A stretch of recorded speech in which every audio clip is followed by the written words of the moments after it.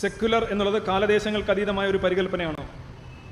Secular എന്നുള്ള ഒരു സങ്കല്പം വരണമെങ്കിൽ ഒന്നിലധികം മതങ്ങൾ ഒരു സമൂഹത്തിൽ ഓപ്പറേറ്റ് ചെയ്യുമ്പോഴാണ് സെക്യുലർ എന്നുള്ള ഇത് വരുന്നത്. കാരണം രണ്ടർത്ഥത്തിൽ സെക്യുലറിസം വരാം. ഒന്ന്, സ്റ്റേറ്റിന് മതമില്ല എന്നുള്ള വാദം. സ്റ്റേറ്റിന് മതമില്ല എന്ന് പറയുമ്പോൾ ചിലയിടത്ത് മുഖ്യമതം ക്രിസ്ത്യാനിറ്റി ആയിരിക്കും, സ്റ്റേറ്റ് തന്നെ ക്രിസ്ത്യൻ മതം. ഇപ്പോൾ ബൈബിളിൽ സത്യപ്രതിജ്ഞ ചെയ്യുക, ചർച്ച് ഔദ്യോഗിക. ഇപ്പോൾ ഇംഗ്ലണ്ടിലൊക്കെ പഴയ കാലഘട്ടത്തിൽ നോക്കുകയാണെന്നുണ്ടെങ്കിൽ ആംഗ്ലിക്കൻ ചേർച്ചാണ്, രാജാവാണ് അതിൻ്റെ ഹെഡ്. അപ്പം മുഖ്യമതം, ആ മതം തന്നെ ഭരണകൂടത്തിൻ്റെയും മതമാകുന്നു. അതിൻ്റെ റദ്ദാക്കലാണ് സെക്യുലറിസം സ്റ്റേറ്റ് വൈസിൽ. സമൂഹത്തിൽ സോഷ്യോളജിക്കലായിട്ട് നോക്കുകയാണെന്നുണ്ടെങ്കിൽ ഒന്നിലധികം മതങ്ങൾ ഒരു സമൂഹത്തിലുണ്ടായിരിക്കെ സ്റ്റേറ്റിന് മതമില്ലാതിരിക്കുക, മതമേ ഇല്ലാതിരിക്കുക, സ്റ്റേറ്റ് ഹാസ് നോ റിലീജിയൻ എന്നുള്ളതാണ്.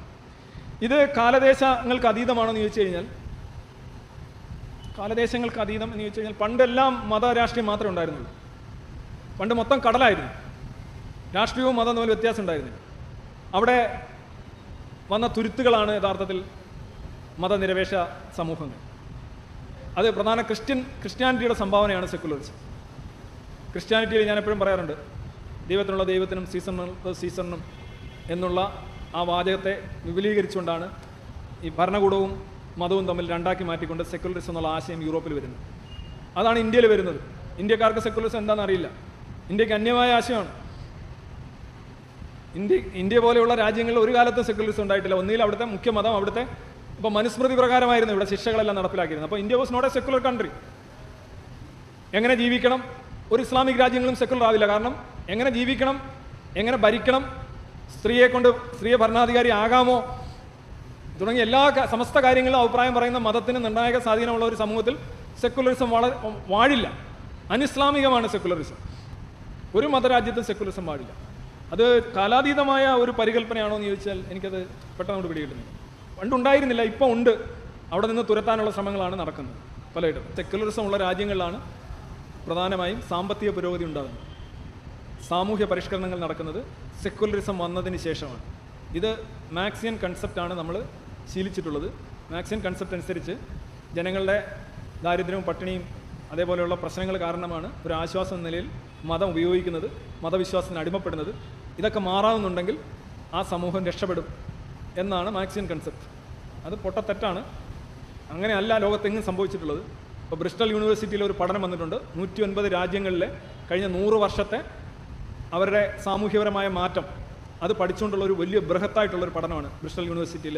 അത് നെറ്റിൽ കിടക്കണം, 2018 അതിനകത്ത് അവർ പറയുന്നത് ഒരു കൺട്രി സെക്യുലറായി മതപരമായ വിശ്വാസപരമായ മാറ്റങ്ങൾ വന്നു കഴിഞ്ഞാൽ രാജ്യം സാമ്പത്തികമായി വളരും എന്നാണ്. ഇതാണ് മാക്സ് വെബറിനെ പോലെയുള്ളവർ പറഞ്ഞത്. മാക്സ് വെബർ ഒരു സോഷ്യോളജിസ്റ്റാണ്. പക്ഷേ എം എൽ ഡർക്കമും കാൾ മാക്സും ഒക്കെ പറഞ്ഞത് നേരെ തിരിച്ചാണ്. ആദ്യം ആശ്വാസം ഉണ്ടാവുക, പിന്നെ വളരുക, സാമ്പത്തികമായിട്ടുള്ള വീട് വരിക, റോഡ് വരിക, രോഗം മാറുക, വിദ്യാഭ്യാസം വരിക. അപ്പോൾ ജനങ്ങൾക്ക് വിശ്വാസമൊക്കെ വെറും പാഴാണെന്ന് തോന്നി തുടങ്ങും. രാഷ്ട്രമൊക്കെ ഇങ്ങനെ ആവിയായി പോകുമെന്നൊക്കെയുള്ള ഉട്ടോപ്യൻ സിദ്ധാന്തമാണ് മാർക്സിസം മുന്നോട്ട് വെക്കുന്നത്. അങ്ങനെ ഒരിടത്തും സംഭവിച്ചിട്ടില്ല. അങ്ങനെയാണെങ്കിൽ അംബാനിയൊക്കെ ഇപ്പോൾ യുക്തിവാദി പ്രവർത്തനം നടത്തി കുത്തിമറിയേണ്ട സമയമായി. ടാറ്റയും ബിർളയും ഈ പറയുന്ന സമ്പന്നന്മാരും അവരുടെ 2ാം തലമുറയും 3ാം തലമുറയൊക്കെ ഈ ഹോളുകൾ, ഇതേപോലുള്ള ഹാളുകൾ നമുക്ക് നിർമ്മിച്ചു തരേണ്ട സമയമായി. ഒരിടത്തും സംഭവിച്ചിട്ടില്ല. സമ്പന്നനാവുന്നതനുസരിച്ച്, വിദ്യാഭ്യാസം കൂടുന്നതനുസരിച്ച്, പ്രഭുവാവുന്നതനുസരിച്ച് അവൻ്റെ അന്ധവിശ്വാസം വർദ്ധിക്കുകയാണ് ചെയ്യുന്നത്. ആദ്യം വരേണ്ടത് സെക്യുലറിസം, ആദ്യം വരേണ്ടത് വിശ്വാസപരമായ ക്രമപ്പെടുത്തലുകൾ, അതിനെ ദുർബലപ്പെടുത്തുക. എങ്കിൽ മാത്രമേ രാഷ്ട്രം രക്ഷപ്പെടൂ. അപ്പോൾ നിങ്ങൾ ചോദിക്കും, സൗദി അറേബ്യയിൽ അങ്ങനെയല്ലല്ലോ, ഖത്തറിൽ അങ്ങനെയല്ലല്ലോ, ഇങ്ങനെയൊക്കെയുള്ള രാജ്യങ്ങളിൽ വിശ്വാസം കട്ടിയായിട്ട് നിൽക്കുന്നു, വളരുന്നു. എങ്ങനെ വളരുന്നു? അവിടുത്തെ വികസനം എന്ന് പറയുന്നത് പുരോഗതി ഒട്ടിച്ചു വെച്ച സാധനമാണ്. ആർട്ടിഫിഷ്യൽ ലിംസാണത്, ഒറിജിനൽ സാധനം അല്ലത്. അവിടുത്തെ ജനതയുടെ തലച്ചോറ് ഇപ്പോഴും 14 നൂറ്റാണ്ടുകൾക്ക് മുന്നെയാണ് ജീവിക്കുന്നത്. അവർ കല്യാണ സമയത്ത് കലാഷ്നിക്കാ തോക്കുകളും AK-47 കൊണ്ട് ആകാശത്തേക്ക് വെടിവെക്കും. എന്തിനാണെന്നറിയാവും? ജിന്നുകളെ വെടിവെച്ചിട്ട് അവരത് ചെയ്യും. പക്ഷെ അവർ വരുന്നത് റോൾസ് റോയ്സിലും ലംബോർഗിനിയിലുമായിരിക്കും. അവിടെ നിങ്ങൾ ഉദ്ദേശിക്കുന്ന സാമൂഹ്യ പരിഷ്കരണമൊന്നുമില്ല. അത്രമാത്രം സമ്പത്ത് വന്ന് കുഞ്ഞു കൂടിക്കഴിഞ്ഞാൽ ആഫ്രിക്കനിലുള്ള ഏറ്റവും കടുത്ത അന്ധവിശ്വാസിക്ക് പോലും പ്രഭുവായി ജീവിക്കാം. അത്രേ ഉള്ളൂ. അങ്ങനെ പ്രഭുവായി ജീവിക്കണം, അത്രേ ഉള്ളൂ. It's artificial. There is no corresponding change.